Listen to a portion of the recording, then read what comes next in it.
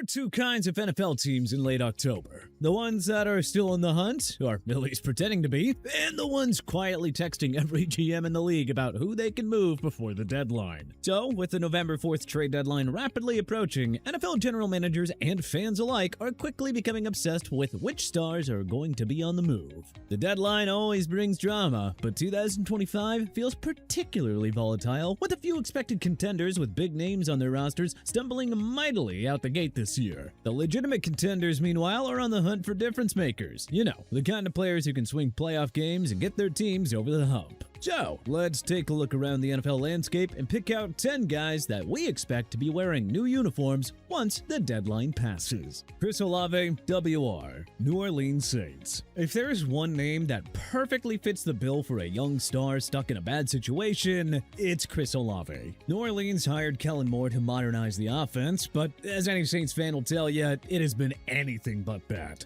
The Saints are 1-6. Their quarterback situation is a disaster. Spencer Rattler looks lost, and the only thing consistent about the passing game is how inconsistent it is. Olave, though, well, when he's healthy, he is as smooth as it gets. The Ohio State product is a strong route runner. He has solid hands and knows how to create separation. He is everything that you want in a fringe wide receiver one. The problem is, the Saints aren't remotely close to contending, and Moore's system has not elevated the rest of that roster. Front offices around the league know it, and the ones in need of a little extra firepower for a playoff push are a-callin'. While the Saints insist that they're not shopping him, let's be honest, every losing GM listens when the offers come in. Hey, credit to Olave. He hasn't been outspoken about wanting out, but at this point, you can't help but assume that he would like to start playing some meaningful football somewhere else. Arden Key, Edge, Tennessee Titans. Every year, there's a veteran pass rusher who quietly becomes the missing puzzle piece for a contender. And this year, it might be Arden Key.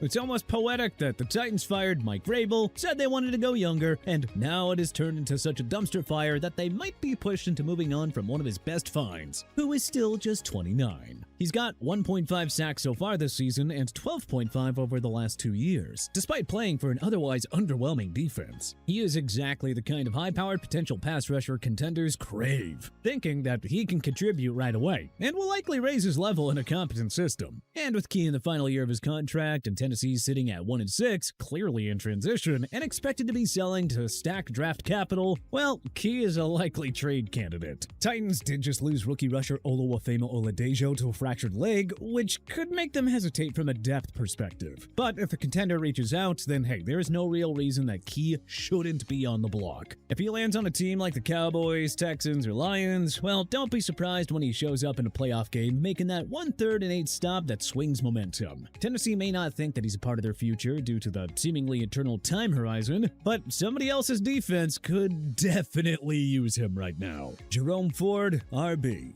Cleveland Browns. The Browns have been phasing in their youth movement, and though he's only 26, it looks like Jerome Ford has been caught in the crosshairs. He's been productive for Cleveland since cracking the rotation with over 1,400 career rushing yards and 12 total touchdowns, plus the ability to catch the ball out the backfield. But rookie Quinshon Judkins is clearly the future here. And with Ford still on his rookie deal through 2026, well, he's a perfect trade chip. Ford's skill set could really shine in a spread system. It's hard not to picture him as a dangerous weapon for a team like Kansas City that could use reinforcements at the running back position. His film shows decisive one-cut ability, underrated power through contact, and enough speed to rip off explosive gains. On an expiring contract, Ford's affordable and expendable for the Browns. Don't be shocked to see them try and stack a couple of late-round picks by shipping him out to a contender. Jalen Waddle, WR, Miami Dolphins. On paper, Jalen Waddle's too good to trade. In practice, well, let's not act like anyone is untradeable these days. I mean, just think about some of the stars we've seen moved around in recent years. Plus, Miami is in, well, complete freefall at the moment, and it's high time that they make some sort of move. Think about it. The Dolphins are 1-6, and for all the previous talk about Mike McDaniel's offensive genius, the scheme has lost its identity entirely. Tyreek's hurt. Tua has regressed beyond recognition. The spacing that made their unit dangerous is long gone. And truthfully, it looks like the entire operation is starting to crumble in South Beach. The buzz amongst NFL analysts is that Miami shouldn't move him. But,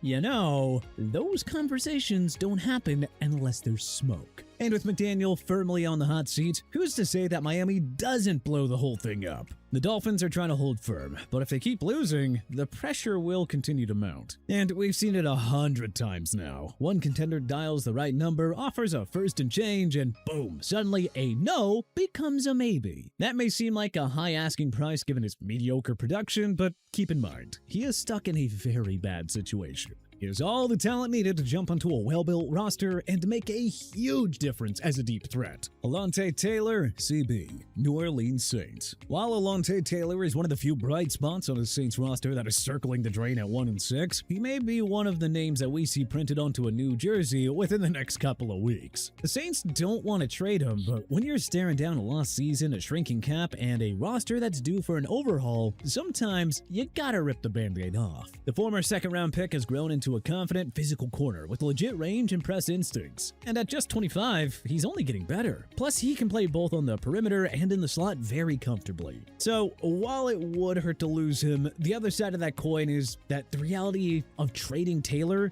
would also bring in some pretty legit draft capital. There are a few teams looking for a playoff-ready corner. I mean, think about the Lions, Cowboys, or Bills. The rumor is that all three have been poking around. So, if New Orleans gets the right trade package, we might end up seeing the talented young corner shipped out of the Big Easy. Breece Hall, RB, New York Jets. There are bad NFL teams, and then we have the 2025 New York Jets. At 0-7, they are not just losing, they are unraveling in a truly humiliating fashion. Ownership's hiding, the coaching staff's out of answers, and the locker room feels like it's imploding. Somewhere in the middle of all that storm sits Breece Hall, quietly racking up yards on a team that can't stay on the field long enough for them to matter. Hall is averaging over 4.5 yards per carry behind an offensive line that looks like it was assembled at the scrapyard. He's explosive, decisive, and, unfortunately, wasting his prime years on a team that doesn't have a plan. NFL execs are calling, and they should be. Hall's on a relatively cheap rookie contract. He can catch, run, and block just enough to stay on the field for 3 whole downs. For the Jets, it's less about whether they want to trade him, it's whether they're ready to admit that they're starting over. The team needs picks, depth, and quite frankly, an exorcism. Moving Hall could be the first sign that New York finally understands what everyone else already sees. It's time for a fire sale, not another retool, even with a new head coach in Aaron Glenn in town. Michael Carter II, CB, New York Jets. The Jets defense hasn't been as bad as the offense this season, but man, at this point, everyone not named Sauce Gardner should be on the block. One name that continues to pop up is Michael Carter II. He's a steady, disciplined slot corner and one of the more well-established guys on this unit. And with New York at the point that they really need to liquidate all their assets to stack draft capital, he's a prime candidate to get dealt. Carter is returning from concussion protocol, and in his absence, rookie Jarvis Brownlee Jr. has stepped in and looked good enough to rationalize dealing a talented 26-year-old corner, especially considering the former 5th-round pick would make for an affordable addition. I mean, he's under contract through 2025, thus making him a logical addition for a playoff team. He's not going to be a game breaker, but you know, he is reliable. He's very sticky in coverage, and he is fearless when breaking down ball carriers. That is exactly the kind of midseason pickup that stabilizes a contender's secondary. Jacoby Myers, WR, Las Vegas Raiders. The sad thing is that there was actually hope in Las Vegas coming into the season with Pete Carroll and Geno Smith coming to town. But unfortunately, the whole thing has been a disaster from the start. Las Vegas is stuck at the bottom of the AFC West, and the stability and culture that Carroll was expected to bring to town has been noticeably absent. Part of the problem is that the offensive line that he inherited can't seem to hold protection for more than 2 seconds, which has neutered the passing attack and sent Geno into a tailspin. That's why Myers is one of the more realistic names to move before the deadline. He's under contract on a reasonable number, and his skill set fits almost any contender that values timing routes and trust throws. Oh, and he's publicly stated that he is for sure wanting to be traded, which, attitude-wise is probably the last thing that you need when you're trying to rebuild a locker room and a roster. When you look at this one at face value, it just makes sense. Vegas needs picks, and Myers wants out. and a contender like Green Bay could definitely use a reliable target to mix into their offense as they try to make a run at the Super Bowl. Jermaine Johnson, edge, New York Jets. The fact that there are legitimate discussions about trading a pass rusher as talented and affordable as Jermaine Johnson is a telling proof point of what a disaster 2025 has been in New York. I mean, Johnson is not the problem. Far from it. He's a first-round pick with legit edge traits sitting on a rookie deal through 2026, and he's producing despite opposing teams not needing to drop back and pass a whole lot, with most games in hand by the half. And yet, here he is, doing his job. 2.5 sacks, steady pressure numbers, and plenty of strong tape to entice suitors. A team that knows how to rotate rushers and scheme around strengths would really benefit from a young, coachable, and affordable addition like Johnson. That's why contenders like Detroit and Jacksonville are circling. As much as New York might want to keep him around, the reality is that they're heading towards a full teardown and should be looking to stockpile as many assets as possible.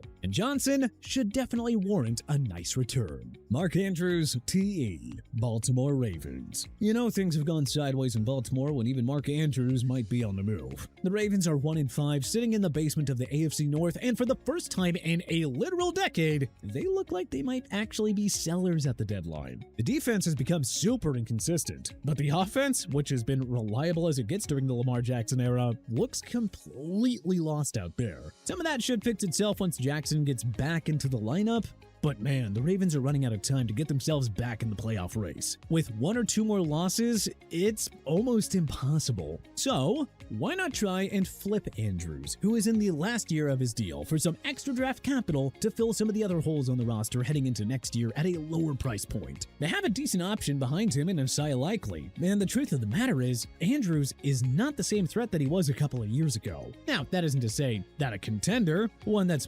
actually contending, kind of like the Ravens were supposed to do, wouldn't send a 3rd or 4th rounder to the Charm City for him. Give him a couple of weeks to get fully healthy and acclimated to a new offense, and hey, who knows? He might be able to find some magic for them down the stretch. Trading him would sting for Baltimore. He's been the emotional heartbeat of Baltimore's offense, and Lamar's go-to guy since 2018. But this is the reality of the NFL. Loyalty almost always has an expiration date. But hey, which NFL stars do you think will be traded by their teams before the deadline? Who do you think's going to be held on to? Who do you think we're right on here? Who do you think we're wrong about? Was there anything that we may have missed? Let us know in the comment section below. If you like this video and learned a thing or two, then clicking the like button helps us out a ton. And we really appreciate it.